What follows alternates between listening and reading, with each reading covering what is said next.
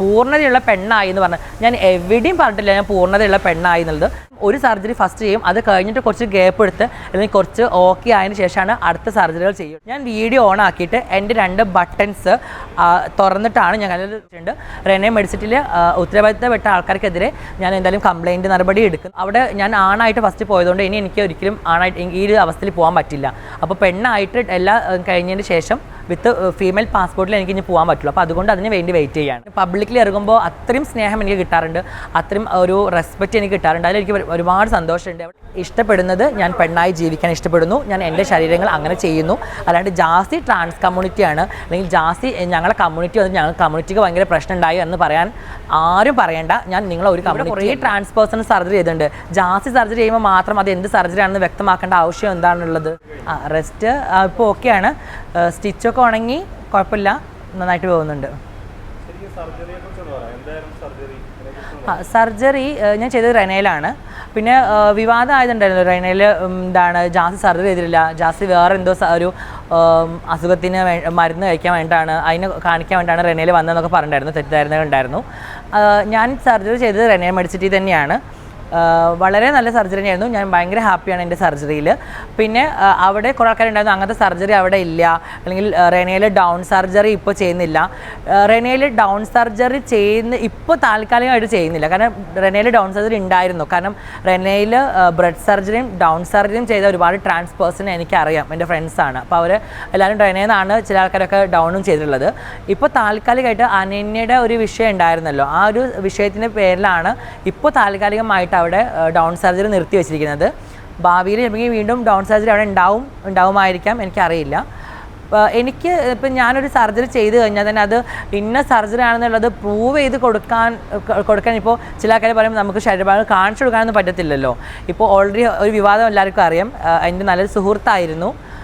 ഇപ്പോൾ നിലവിൽ ആ കുട്ടീനെ പറഞ്ഞു എൻ്റെ സുഹൃത്തല്ല എന്നുള്ളത്. അപ്പോൾ നമുക്കറിയാൻ പറ്റില്ല. അപ്പോൾ പിന്നെ ആ കുട്ടി പറഞ്ഞിട്ടുണ്ടായിരുന്നു ഞാനിങ്ങനെ ഞാൻ ഫോൺ വിളിച്ച് ഞാൻ അങ്ങ് തുണി ഊരി കാണിക്കാമെന്ന്. ഞാൻ ഓൾറെഡി സർജറി എനിക്ക് തല പോലും നന്നായിട്ട് ഇപ്പോഴും എൻ്റെ കൈ എനിക്ക് കുറേ അങ്ങ് ഒരുപാട് പൊക്കാൻ ഭയങ്കര ബുദ്ധിമുട്ടുണ്ട്. എൻ്റെ തലയെല്ലാം ഞാൻ കുളിച്ചാലും തലയെല്ലാം തോർത്തി തരുന്നത് ആശയാണ്. എൻ്റെ റീൽസിലൂടെ എല്ലാം ഞാൻ വളരെ വ്യക്തമായിട്ട് എല്ലാ കാര്യങ്ങളും ഷെയർ ചെയ്യുന്ന വ്യക്തിയാണ്. അപ്പോൾ ഒരു തുണി ഊരി കാണിച്ച് കൊടുക്കുക എന്ന് പറയാൻ അതൊരിക്കലും പോസിബിൾ അല്ല. രണ്ടാമത് ഞാൻ ഓൾറെഡി ആ സമയങ്ങളിൽ ഞാൻ വേറെ ഇരുന്നത് ബട്ടൺസ് ടൈപ്പുള്ള മാക്സി ആയിരുന്നു. അത് ഓപ്പൺ ടൈപ്പ് മാക്സികളാണ്, കാരണം അതാണ് എനിക്ക് ഇടാനും സുഖം ഊരാനും സുഖം. അപ്പോൾ അതുകൊണ്ട് ഞാൻ ആ കുട്ടിയെ കാണിച്ചു കൊടുത്തുള്ളത് ഞാൻ എൻ്റെ യൂട്യൂബ് ചാനലിലൂടെ തന്നെ ഞാൻ പറഞ്ഞ കാര്യമാണ്. അത് സത്യം തന്നെയാണ്, ഞാൻ കാണിച്ചു കൊടുത്തു. കാരണം എന്നോട് പറഞ്ഞു ജാസ്തി സർജറി ചെയ്തിട്ടില്ല എന്നാണ് റെനയിൽ വിളിച്ചപ്പോൾ പറഞ്ഞത്.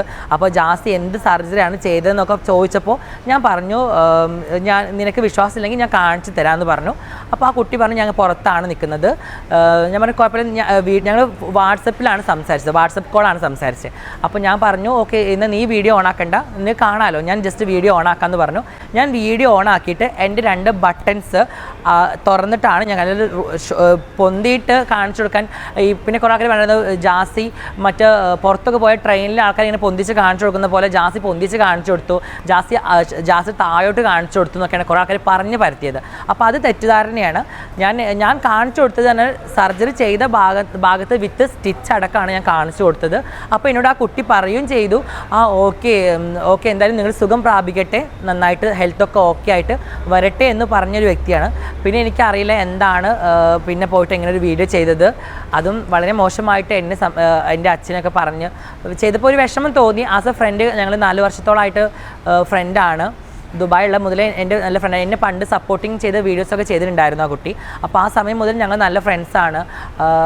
എല്ലാ കാര്യങ്ങളും അങ്ങോട്ട് ഷെയർ ചെയ്യുന്ന വ്യക്തികളാണ്. മീൻസ് എപ്പോഴും വിളിച്ച് സംസാരിക്കുന്ന ഒരു ഫ്രണ്ട് അല്ലെങ്കിൽ പോലും ആവശ്യങ്ങൾക്കും അല്ലെങ്കിൽ എന്തെങ്കിലും പ്രോബ്ലംസും ഇതേപോലെ സോഷ്യൽ മീഡിയയിലും എന്തെങ്കിലും വിവാദങ്ങളൊക്കെ വരുമ്പോൾ അതിനെക്കുറിച്ച് അങ്ങോട്ടും ഇങ്ങോട്ടും പറയുന്ന വ്യക്തികളായിരുന്നു.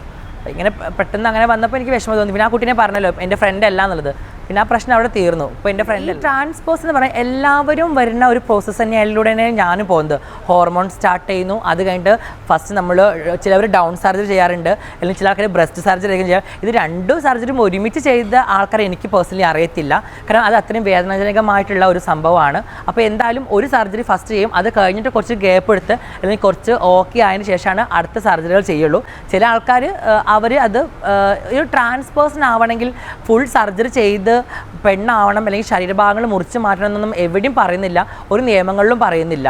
നമ്മളൊരു സെൽഫ് ഡിക്ലറേഷൻ സംഭവമുണ്ട്. കാരണം ഞാൻ വളർന്നു വരുന്ന എൻ്റെ സ്വത്വം അല്ലെങ്കിൽ എൻ്റെ ഞാൻ ഒരു അട്രാക്ഷൻ അല്ലെങ്കിൽ ഞാൻ ഒരു എൻ്റെ ബോഡിയിലുള്ള ഒരു സ്ത്രീയാണ്, ഞാൻ ആണാണെങ്കിൽ പോലും എൻ്റെ ഉള്ളിലൊരു സ്ത്രീയാണ് എന്ന് പറഞ്ഞ് നമുക്ക് ഓപ്പോസിറ്റ് സെക്സിനോട് ഒരു അട്രാക്ഷൻ കാര്യങ്ങളൊക്കെ തോന്നുമ്പോൾ നമുക്ക് മനസ്സിലാവും നമുക്ക് എന്താണ് നമ്മുടെ മൈൻഡ് എന്നുള്ളത്.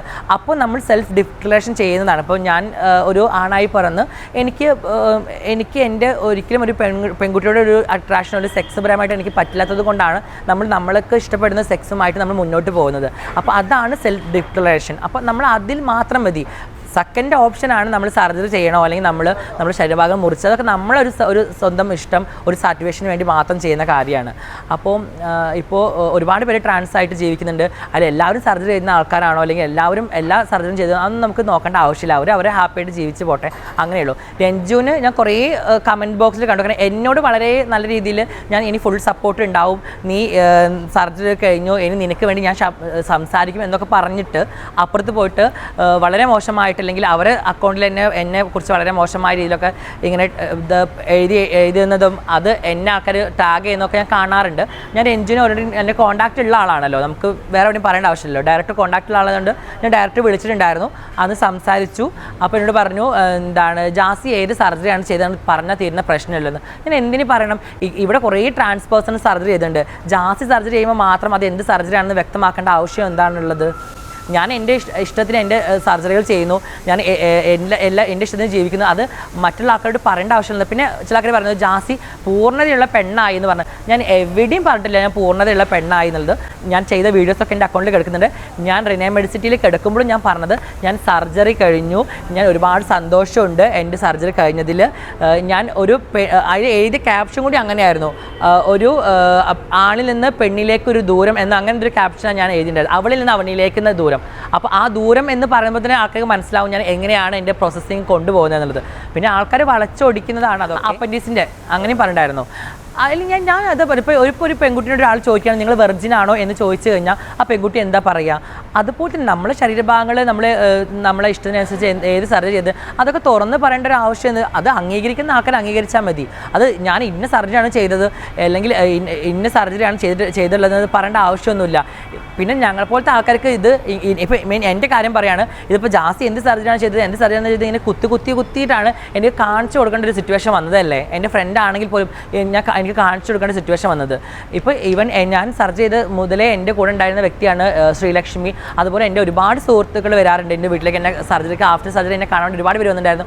ഇവരൊക്കെ എൻ്റെ ശരീരഭാഗങ്ങൾ കണ്ടിട്ടുണ്ട്. കാരണം എൻ്റെ ഒരു നല്ലൊരു ഫ്രണ്ട് എന്ന രീതിയിൽ നമ്മൾ കാണിച്ചു കൊടുക്കും അല്ലെങ്കിൽ നമ്മളത് ചെയ്ത് കൊടുക്കും. പിന്നെ ജാസി പണ്ടാണായിരുന്നല്ലോ, ഇപ്പോൾ ഇതായിട്ട് ഇങ്ങനെ ഒരു പെണ്ണുങ്ങൾക്ക് കാണിച്ചു കൊടുക്കുക, എന്ത് മണ്ടത്തിലാന്ന് ഞാൻ ആലോചിച്ച് വന്നത്. കാരണം നമ്മൾ ഒരിക്കലും നമുക്ക് പെൺകുട്ടിയോട് അങ്ങനത്തെ ഒരു തോന്നലോ ഒരു സെക്കൻഡ് പോലും ഒരു തോന്നൽ വരില്ല. നമ്മൾ അവരെ പോലെ തന്നെയാണ് നമ്മൾ മനസ്സിലാക്കുന്നത്.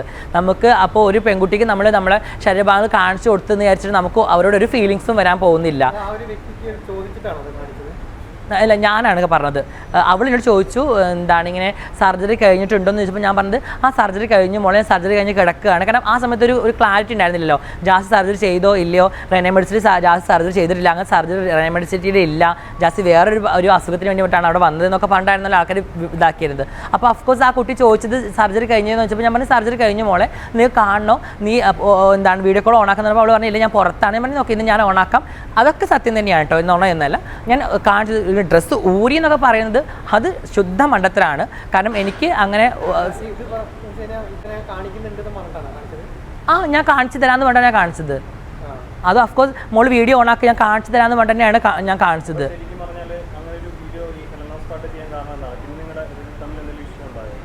ഇല്ല, അതിൻ്റെ ശേഷം ഞാൻ പ്രതികരിക്കാനൊന്നും പോയിട്ടില്ല.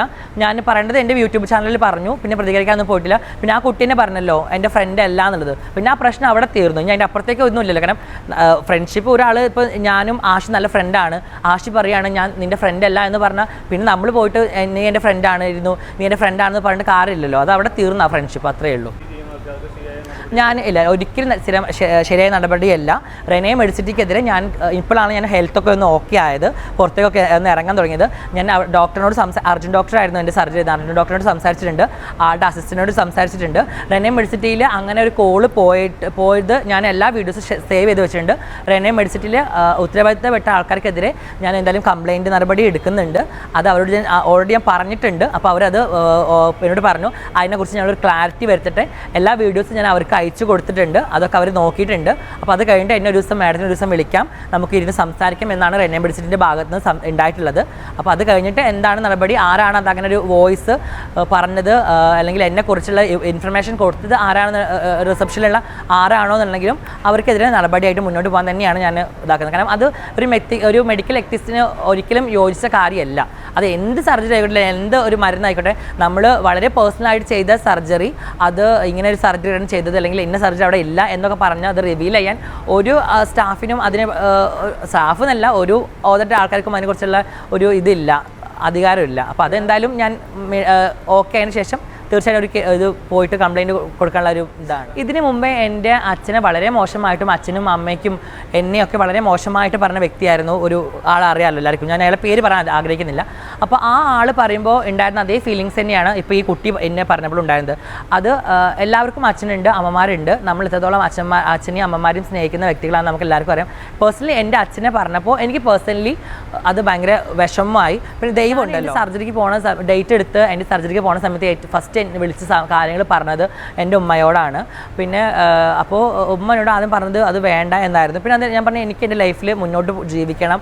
കാരണം ഈ കളിയാക്കളും പരിഹാസങ്ങളൊക്കെ കുറേ കാലം ഇങ്ങനെ നടക്കുമ്പോൾ പിന്നെ കുറേ ആൾക്കാർ പറയുന്നത് ജാസി ഒരു വട്ടം ആണാവും പിന്നെ പെണ്ണാവും, ജാസി ട്രാൻസ് ആണോ മറ്റേതാണോ എന്നൊക്കെ അങ്ങനെയൊക്കെ കളിയാക്കലുണ്ട്. അപ്പോൾ ഞാൻ എന്താണെന്നുള്ളത് എനിക്ക് അഫ്കോഴ്സ് എൻ്റെ ശരീരത്തെ മാറ്റപ്പെടുത്തേണ്ട ആവശ്യമുണ്ട്. കാരണം എനിക്ക് തിരിച്ച് ദുബായിലേക്ക് പോകണം, അതിൻ്റെ വലിയൊരു ഡ്രീമാണ്. ദുബായിൽ പോയിട്ട് എൻ്റെ ബാക്കി എൻ്റെ ബിസിനസ്സും കാര്യങ്ങളൊക്കെ എനിക്ക് നന്നായിട്ട് റൺ ചെയ്യണം. അപ്പോൾ അവിടെ ഞാൻ ആണായിട്ട് ഫസ്റ്റ് പോയതുകൊണ്ട് ഇനി എനിക്ക് ഒരിക്കലും ആണായിട്ട് ഈ ഒരു അവസ്ഥയിൽ പോകാൻ പറ്റില്ല. അപ്പോൾ പെണ്ണായിട്ട് എല്ലാം കഴിഞ്ഞതിന് ശേഷം വിത്ത് ഫീമെയിൽ പാസ്പോർട്ടിൽ എനിക്ക് ഇനി പോകാൻ പറ്റുള്ളൂ. അപ്പോൾ അതുകൊണ്ട് അതിന് വേണ്ടി സന്തോഷമാണ്. കാരണം ഇപ്പോൾ എനിക്ക് ഒരുപാട് അക്സെപ്റ്റേഷൻ കിട്ടി. ഞാനിപ്പോൾ ഓൾറെഡി ഞാൻ സർജറി കഴിഞ്ഞതിന് ശേഷം എൻ്റെ കുടുംബത്തിലൊരു കല്യാണം ഉണ്ടായിരുന്നു. ഞാൻ കല്യാണത്തിന് പോയി. എല്ലാവരും ഭയങ്കര നല്ല, നാട്ടുകാരാണെങ്കിലും വീട്ടുകാരാണെങ്കിലും ഒക്കെ ഭയങ്കര ഹാപ്പി ആയിരുന്നു. എല്ലാവരും ഭയങ്കര എന്നെ അക്സെപ്റ്റ് ചെയ്തു. അതിൽ എനിക്ക് ഒരുപാട് സന്തോഷമുണ്ട്. അതുപോലെ തന്നെ ഞാൻ എവിടെ പോയാലും എനിക്ക് ഈ ബാഡ് കമൻറ്റ് എനിക്ക് ഇൻസ്റ്റയിൽ മാത്രമേ ഉള്ളൂ.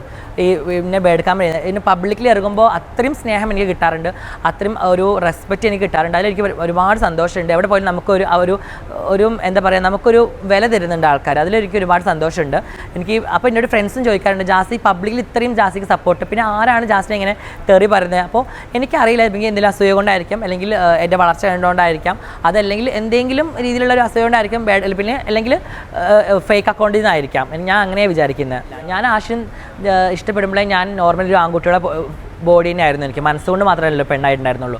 ആ സമയത്തും നല്ല ഇഷ്ടം തന്നെയായിരുന്നു. ഇപ്പോൾ ഞാനിങ്ങനെ സർജറി ചെയ്ത് പെണ്ണായി മാറിക്കൊണ്ടിരിക്കുന്ന സമയത്തും എന്നോട് ഭയങ്കര ഇഷ്ടം തന്നെയാണ്. അങ്ങനത്തെ ഇഷ്ടത്തിനൊന്നും ഒരു കുറവോ അല്ലെങ്കിൽ അവൻ്റെ പുഷ് കൊണ്ടാണ് ഞാൻ ഒരിക്കലും ഇങ്ങനെ ഒരു ഡിസിഷൻ എടുത്തത് അങ്ങനെയൊന്നുമില്ല. എൻ്റെ ഡിസിഷൻ എൻ്റെ തീരുമാനം തന്നെയായിരുന്നു ഞാൻ ചെയ്യുന്നത്. ആഷിക്ക് അങ്ങനെ ആഷി സ്നേഹിക്കുന്നത് എൻ്റെ ഇഷ്ടങ്ങളെയും എന്നെയുമാണ്, അല്ലാണ്ട് എൻ്റെ ശരീരഭാഗങ്ങളെ പെൺകുട്ടികളെ പോലെ ആവണം എന്ന് ഇന്നിപ്പോൾ ആഷിക്ക് പെണ്ണിനെ എല്ലാം കഴിച്ചാൽ പോലെ അങ്ങനെ കുറേ കമൻറ്റുകൾ കണ്ടു. എൻ്റെ ഇഷ്ടത്തിന് എൻ്റെ കൂടെ നിൽക്കുന്ന ഒരു വ്യക്തിയാണ്. ഞാൻ സർജറി കഴിഞ്ഞ് ചെയ്യാൻ പോകുന്ന അന്നും മുതൽ ഫുൾ ടൈം എൻ്റെ കൂടെ ഉണ്ടായിരുന്ന വ്യക്തിയാണ് ശ്രീലക്ഷ്മി. ഈവൻ എനിക്ക് ഫുഡ് ഉണ്ടാക്കി തരികയാണെങ്കിലും, ഈവൻ ഹോസ്പിറ്റലിൽ പോകുകയാണെങ്കിലും എൻ്റെ കൂടെ വരികയാണെങ്കിലും എല്ലാ കാര്യത്തിനും എൻ്റെ കൂടെ ഉണ്ടായിരുന്ന വ്യക്തി. ആഷിയുടെ പോലെ തന്നെ എൻ്റെ കൂടെ ഉണ്ടായിരുന്ന ഒരു വ്യക്തിയാണ് ശ്രീലക്ഷ്മി ആണെങ്കിലും എൻ്റെ കുറച്ച് സുഹൃത്തുക്കളാണെങ്കിലും ഒക്കെ. അപ്പോൾ അത് എനിക്ക് ഭയങ്കര സന്തോഷമാണ്. കാരണം എനിക്ക് ഒരാളെ ഓൾറെഡി നിർത്തിയിട്ടുണ്ടായിരുന്നു. ആഫ്റ്റർ സർജറി നമ്മൾ കെയർ ചെയ്യാൻ ഒരാളെ നിർത്തുമല്ലോ. ആ ആൾ എൻ്റെ വീട്ടിൽ വന്നിട്ടുണ്ടായിരുന്നു. ഒരു ദിവസം നിന്നപ്പോൾ അയാളെ അമ്മയ്ക്ക് കുറച്ച് ഹെൽത്ത് ഇഷ്യൂസും കാര്യങ്ങളൊക്കെ ആയതുകൊണ്ട് ആൾക്ക് പെട്ടെന്ന് തിരിച്ച് നാട്ടിലേക്ക് പോകാൻ വേണ്ടി വന്നു. പിന്നെ ആ സമയത്ത് പിന്നെ വേറൊരാളെ കിട്ടാത്തത് കൊണ്ട് പിന്നെ എനിക്ക് അത്രയും ഹെൽപ്പായി നിന്നത് എൻ്റെ ഫ്രണ്ട് ശ്രീലക്ഷ്മി, അതേപോലെ ബിബു, അതേപോലെ ആഷി, അവരൊക്കെ. സത്യം പറഞ്ഞാൽ ഞാൻ ഒരു ട്രാൻസ് കമ്മ്യൂണിറ്റിയിലുള്ള വ്യക്തിയല്ല. ഞാൻ എൻ്റെ ഇഷ്ടത്തിന് ജീവിക്കുന്നു, എൻ്റെ ഇഷ്ടത്തിന് ഞാൻ എൻ്റെ എൻ്റെ കാര്യങ്ങൾ ചെയ്യുന്നു, ഞാൻ അങ്ങനെ പോകുന്നു. ഞാൻ ഒരു ട്രാൻസ് കമ്മ്യൂണിറ്റിയിലും ഉള്ള വ്യക്തിയല്ല. പക്ഷേ ഞാൻ ചെയ്യുന്ന കാര്യങ്ങൾ ഇവർ ട്രാൻസ് കമ്മ്യൂണിറ്റിയുടെ ഉള്ളിലേക്ക് വലിച്ചയക്കരുത് എന്നൊരു അഭ്യർത്ഥന എനിക്കുണ്ട്. ഞാൻ ഒരു കമ്മ്യൂണിറ്റിയിലും പെട്ട ആളല്ല. എനിക്ക് അങ്ങനത്തെ ഒരു കമ്മ്യൂണിറ്റീൻ്റെ സപ്പോർട്ടും ഇതും എനിക്ക് ആവശ്യമില്ല. ഞാൻ ഇഷ്ടപ്പെടുന്നത് ഞാൻ പെണ്ണായി ജീവിക്കാൻ ഇഷ്ടപ്പെടുന്നു, ഞാൻ എൻ്റെ ശരീരങ്ങൾ അങ്ങനെ ചെയ്യുന്നു. അല്ലാണ്ട് ജാസി ട്രാൻസ് കമ്മ്യൂണിറ്റിയാണ് അല്ലെങ്കിൽ ജാസി ഞങ്ങളെ കമ്മ്യൂണിറ്റി വന്ന് ഞങ്ങൾ കമ്മ്യൂണിറ്റിക്ക് ഭയങ്കര പ്രശ്നം ഉണ്ടായി എന്ന് പറയാൻ ആരും പറയണ്ട. ഞാൻ നിങ്ങളെ ഒരു കമ്മ്യൂണിറ്റി അല്ല. അതുകൊണ്ട് ഞാൻ ഈ കാണുന്ന ആൾക്കാരോട് പറയുകയാണ്, ഞാൻ എന്തെങ്കിലും ചെയ്ത് കഴിഞ്ഞാൽ അത് നിങ്ങൾ ട്രാൻസ് കമ്മ്യൂണിറ്റിയുടെ തലയിൽ കൊണ്ടുപോയിടരുത്. എനിക്ക് ആ കമ്മ്യൂണിറ്റിയുമായിട്ട് യാതൊരു ബന്ധവും, കമ്മ്യൂണിറ്റീൻ്റെ ഒരാളെ സപ്പോർട്ടും ഇതുവരെ ഉണ്ടായിട്ടില്ല. ഒരാളും എന്നെക്കുറിച്ച് നല്ലത് പറഞ്ഞിട്ടില്ല. എൻ്റെ ലൈഫിൽ എനിക്ക് പ്രശ്നങ്ങൾ ഉണ്ടാക്കിയിട്ടേ ഉള്ളൂ. പിന്നെ അത് മാത്രമല്ല, എന്നെക്കുറിച്ച് എവിടെയും നെഗറ്റീവ് പബ്ലിസിറ്റി പറഞ്ഞിട്ടേ ഉള്ളൂ. വളരെ ചുരുക്കം കുറച്ച് നല്ല ട്രാൻസ് കമ്മ്യൂണിറ്റി ഉള്ള സുഹൃത്തുക്കൾ എനിക്കുണ്ട്. ലൈക്ക് പാറു, ഹീന പാറു, അതുപോലെ എൻ്റെ ബെസ്റ്റ് ഫ്രണ്ട് ആയിട്ടുള്ള ഹണി, നടാഷ, അങ്ങനെ വളരെ കുറച്ച് കമ്മ്യൂണിറ്റി മാത്രമേ എന്നെ സപ്പോർട്ട് ചെയ്തിട്ടുള്ളൂ. ബാക്കിയുള്ളവർക്കൊക്കെ എന്നോട് എന്തോ ഭയങ്കര വ്യക്തിവൈരാഗ്യം. അത് ഞാൻ കാണുന്നത് ഓരോ കമൻറ്റ് ബോക്സിലാണ്. ഇവരൊക്കെ ഞാൻ എന്താ ചെയ്തിട്ടുള്ളത്? ഇനി ഇവരൊന്നും ഞാൻ ഒരിക്കലും ഒരു തരത്തിൽ ഇവരൊന്നും ഞാൻ തെറ്റ് ചെയ്തിട്ടില്ല. ഇവർക്ക് ഒരു തരത്തിൽ ഇവരെ ഞാൻ ഒന്നും പറഞ്ഞിട്ടില്ല. പക്ഷേ ഇവരൊക്കെ എന്തിനാണ് എനിക്കെതിരെ ഇങ്ങനെ വീഡിയോ ഇടുന്നത്, എന്തിനാണ് എനിക്കെതിരെ ഇങ്ങനെ കമൻറ്റുകൾ ഇടുന്നത് എന്നുള്ളത് കണ്ടപ്പോൾ എനിക്ക് ഭയങ്കര വിഷമം തോന്നി. അപ്പോൾ ഞാൻ എന്തിനാണ് അങ്ങനത്തെ ഒരു കമ്മ്യൂണിറ്റി ഞാൻ സപ്പോർട്ട് ചെയ്യുന്നത്? അതുകൊണ്ട് എനിക്ക് അങ്ങനത്തെ ഒരു കമ്മ്യൂണിറ്റീനെ സപ്പോർട്ടും വേണ്ട.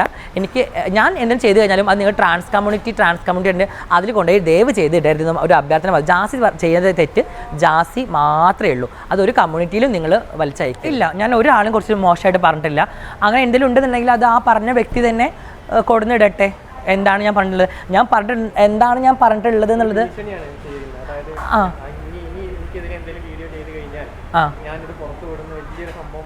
അങ്ങനെയാണെങ്കിൽ ഞങ്ങൾ ഫ്രണ്ട്സ് ആയിരിക്കുന്ന സമയത്ത് ആ കുട്ടിയും ഓൾറെഡി ഇൻസ്റ്റഗ്രാമിലുള്ള അത്യാവശ്യം നല്ല റീച്ചിൽ നിൽക്കുന്ന കുറേ ഒരാളെ കുറിച്ച് എന്നോടും പറഞ്ഞിട്ടുണ്ട്. എനിക്കും അത് പറയാമല്ലോ. അങ്ങനെ എന്നോട് ഫോണിൽ പറഞ്ഞിട്ടുണ്ട്. ഞങ്ങൾ സംസാരിക്കുമ്പോൾ നമ്മൾ ചോദിക്കുമല്ലോ, അഫ്കോഴ്സ് നിനക്ക് ഇവിടെ അറിയോ, ഇവളെങ്ങനെയാണെന്നൊക്കെ ചോദിക്കുമ്പോൾ അവൾ പറഞ്ഞ കാര്യങ്ങൾ എനിക്കറിയാം.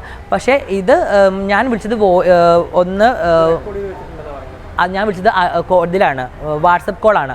വാട്സപ്പ് കോള് റെക്കോർഡ് ചെയ്ത് വെക്കാൻ പറ്റുമോ എന്ന് എനിക്ക് അറിഞ്ഞുകൂടാ. ഇനി വേറെ ഫോണിൽ റെക്കോർഡ് ചെയ്ത് വെച്ചിട്ടുണ്ടെങ്കിൽ, അങ്ങനെ ഒരു വോയിസ് ഉണ്ടെങ്കിൽ, ഞാൻ ഏതെങ്കിലും കമൻറ്റിനെ കുറിച്ച് അങ്ങനെ പറഞ്ഞിട്ടുണ്ടെന്നുണ്ടെങ്കിൽ അത് അവർ തെളിവ് കൊണ്ടുവരട്ടെ. അവരത് പബ്ലിക് കഴിഞ്ഞ സമയത്തും എന്നെ നോക്കിയതും എന്നെ കുളിപ്പിച്ച് തരുന്നതും എനിക്ക് തല തോർത്തി തരുന്നതും ഒക്കെ ആശയാണ്. ആശയില്ലാത്ത ഒരു ലൈഫിനെ കുറിച്ച് ചിന്തിക്കാൻ പറ്റില്ല. അത് വേറെ കാര്യം. പിന്നെ രണ്ടാമത് ഒരു പാർട്ട്ണർ എന്ന രീതിയിൽ എന്നെ നന്നായിട്ട് കെയർ ചെയ്തിട്ടുണ്ടായിരുന്നു എൻ്റെ സർജറി ടൈമിൽ. അതെനിക്കൊരിക്കലും മറക്കാൻ പറ്റില്ല. ഈവൻ ശ്രീലക്ഷ്മി ആണെങ്കിലും അന്ന് എന്നെ ഹെൽപ്പ് ചെയ്ത ഒരുപാട് പേര്, ശ്രീലക്ഷ്മി, അതുപോലെ ആഷി, അതുപോലെ എൻ്റെ ഫ്രണ്ട് പാറു, പിന്നെ എൻ്റെ ഫ്രണ്ട് കരീഷ്മ, അവളെ ഹസ്ബൻഡ് റഷി, അങ്ങനെ ഒരുപാട് പേര്, പിന്നെ കൊച്ചേട്ടൻ, അങ്ങനെ ഒരുപാട് പേര് എന്നെ നന്നായിട്ട് ഹെൽപ്പ് ചെയ്തിട്ടുണ്ട്. അപ്പോൾ അതൊന്നും എനിക്ക് എൻ്റെ ലൈഫിൽ ഒരിക്കലും മറക്കാൻ പറ്റത്തില്ല എനിക്ക്.